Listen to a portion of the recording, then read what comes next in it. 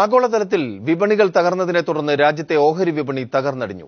വ്യാപാരം ആരംഭിച്ച ഉടനെ സെൻസെക്സ് 883 പോയിന്റ് ഇടിഞ്ഞ് 26,482-ലും നിഫ്റ്റി 258 പോയിന്റ് താഴ്ന്ന് 8041-ലും എത്തി. രൂപയുടെ മൂല്യത്തിലും ഇടിവുണ്ടായി. ചരിത്രത്തിലെ രണ്ടാമത്തെ വലിയ ഏകദിന നഷ്ടമാണ് ഇന്ന് ഓഹരി വിപണിയിലുണ്ടായത്. സെൻസെക്സ് 1624 പോയിന്റാണ് ഇടിഞ്ഞത്. നിഫ്റ്റി 490 പോയിന്റും നഷ്ടം രേഖപ്പെടുത്തി. നിക്ഷേപകരുടെ നഷ്ടം 7 ലക്ഷം കോടിയോളം വരുമെന്നാണ് കണക്കുകൾ സൂചിപ്പിക്കുന്നത്. 2008 ജനുവരി 21 ശേഷം വിപണി നേരിടുന്ന ഏറ്റവും വലിയ നഷ്ടമാണിത്. ഊർജ്ജം, എണ്ണ, പ്രകൃതിവാതകം, auto, metal, capital goods, IT തുടങ്ങി എല്ലാ മേഖലകളിലും വൻതോതിലുള്ള ഇടിവാണ് നേരിട്ടത്.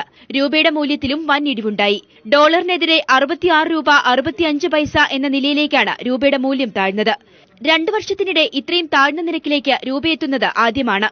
US വിപണികളിൽ രൂപപ്പെട്ട കനത്ത വിൽപ്പന സമ്മർദ്ദമാണ് സൂചികകളുടെ തകർച്ചയ്ക്കിടയാക്കിയ പെട്ടെന്നുള്ള കാരണം. ക്രൂഡ് ഓയിൽ വില താഴുന്നതും ചൈനയിലെ വളർച്ചാമാന്ദ്യവും ഗ്രീസിലെ സാമ്പത്തിക പ്രതിസന്ധിയുമെല്ലാം വിപണിയുടെ തകർച്ചയ്ക്ക് ആക്കം കൂട്ടി.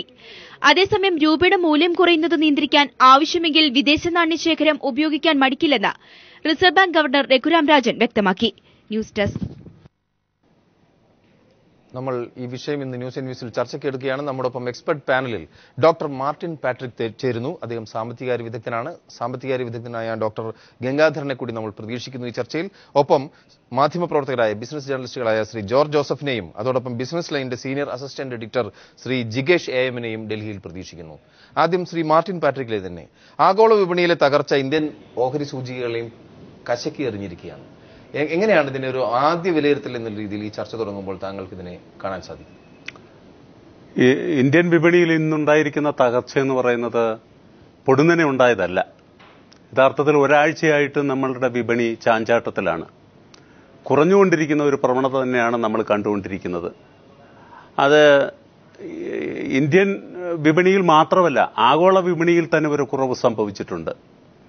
യൂറോപ്പിലെ നമുക്ക് കഴിഞ്ഞ ആഴ്ചയിൽ പല മാർക്കറ്റുകളും കുറഞ്ഞുകൊണ്ടിരുന്നു.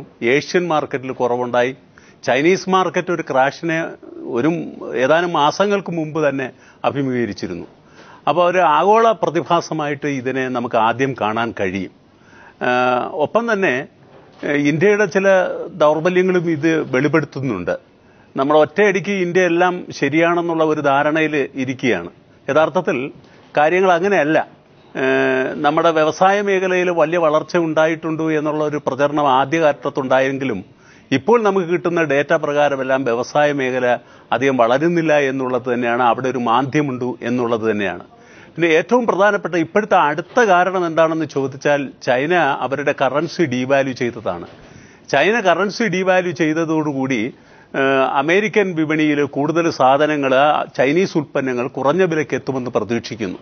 അതിന്റെ ഫലമായിട്ട് ഒരു പാനിക് സിറ്റുവേഷൻ ഉണ്ടായി. അങ്ങനെയാണ് അമേരിക്കൻ ക്യാപിറ്റൽ മാർക്കറ്റിലും ധാരാളം ഷെയറുകൾ വിറ്റഴിഞ്ഞ് തുടങ്ങിയത്.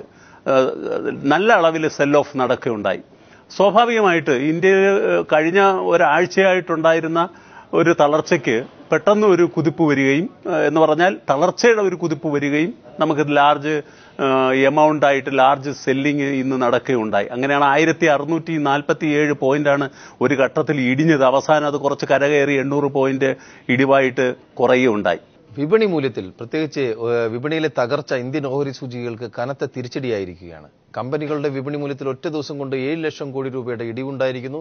രൂപയുടെ മൂല്യം വീണ്ടും താഴോട്ട് പോയിരിക്കുന്നു. സ്വർണ്ണവില ഉയരുന്നു. ഒപ്പം ക്രൂഡ് ഓയിൽ വില 6.5 വർഷത്തെ ഏറ്റവും താഴ്ന്ന നിലയിൽ. പ്രതിസന്ധി മറികടക്കാൻ ഇപ്പോൾ RBI ഗവർണർ തന്നെ ഇടപെട്ടിട്ട് പറയുന്നത് വിദേശ നാണ്യശേഖരം, ഇന്ത്യയുടെ കയ്യിലുള്ള വിദേശ കരുതൽ നാണ്യശേഖരം ഉപയോഗിക്കാൻ വരെ മടിക്കില്ലെന്നാണ്. നമ്മോടൊപ്പം ബിസിനസ് ലൈനിന്റെ സീനിയർ അസിസ്റ്റന്റ് എഡിറ്ററായിട്ടുള്ള ശ്രീ ജിഗേഷ് AM ചേരുന്നു ഡൽഹിയിൽ നിന്ന്. ശ്രീ ജിഗേഷ്, ഇന്നത്തെ സംഭവവികാസങ്ങൾ പ്രത്യേകിച്ച് രൂപയുടെ മൂല്യശേഷത്തിനൊപ്പം തന്നെ ഈ ഓഹരി വിപണിയിലുണ്ടായ വൻ തകർച്ച, അതോടൊപ്പം അസംസ്കൃത എണ്ണ വിലയിലുണ്ടാവുന്ന വലിയ മാറ്റങ്ങൾ, വിലക്കുറവ്, ഇതെല്ലാം ചൈനയുമായി ബന്ധപ്പെടുത്തി പറയുന്നുമുണ്ട്. എങ്ങനെയാണ് താങ്കളുടെ ഒരു വിലയിരുത്തൽ? ഇത്തരം വലിയൊരു തകർച്ചയിലേക്ക് ഇന്ത്യൻ ഓഹരി സൂചിക വീണ്ടും കൂപ്പുകുത്തുകയാണോ? നിക്ഷേപകർക്ക് വലിയ നഷ്ടങ്ങളാണ് സംഭവിച്ചുകൊണ്ടിരിക്കുന്നത്. ശ്രീ ജിഗേഷ്. തീർച്ചയായിട്ടും ഇതൊരു ഇപ്പോൾ തുടർന്നു വരുന്ന ഒരു ഇക്കണോമിക് പോളിസിയിൽ രാജ്യവ്യാപകമായിട്ടുള്ള പ്രശ്നങ്ങൾ.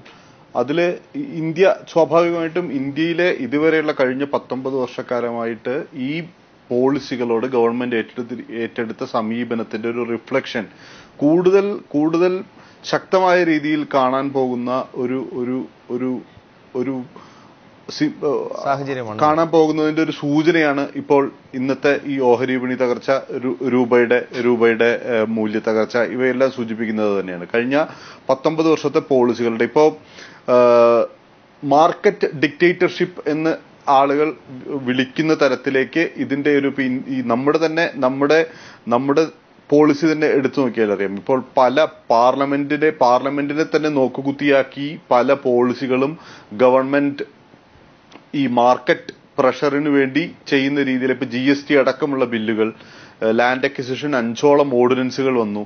അങ്ങനെ ഈ ഒരു മാർക്കറ്റ് പ്രഷറിന് മുന്നിൽ ഒരു ഭരണകൂടം അങ്ങനെ തന്നെ വരുന്ന ഒരു കാഴ്ചയാണ്. ഈ പ്രത്യേകിച്ചും പാർലമെന്റിൽ പ്രത്യേകമായിട്ടുള്ള ഒരു ചർച്ചയോ പ്രത്യേകമായിട്ടുള്ള നിയമ ഭേദഗതികൾക്കോ തയ്യാറാവാതെയാണ് ഗവൺമെന്റ് തയ്യാറാവുന്നത്. അതുകൊണ്ട് തന്നെ ഒരു വലിയ ഇമ്പാക്ട് ഇതുകൊണ്ട് തന്നെ ഈ പോളിസികളുടെ ഈ പോക്കിൽ നിന്ന് തന്നെ ഉണ്ടായിരിക്കും. അതിന്റെ ഒരു സൂചനയാണ് നമ്മളിപ്പോൾ കാണുന്നത്.